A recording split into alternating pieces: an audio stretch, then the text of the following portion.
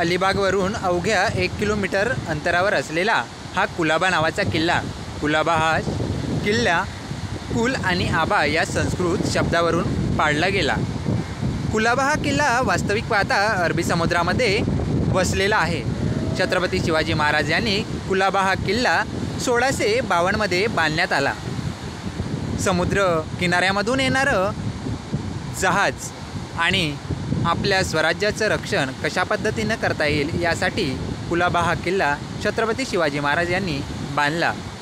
परकीय आक्रमण यापासून रोखण्यासाठी कुलाबाच्या किल्ल्याची उंची 25 फूट एवढ्या मीटरवर आहे. तर समुद्र सपाटीपासून सकाळी 6 ते सायंकाळी 6पर्यंत कुलाबा हा किल्ल्यामध्ये भरती असते, तर सायंकाळी 6 नंतर इथे ओहोटी चालू होत असते.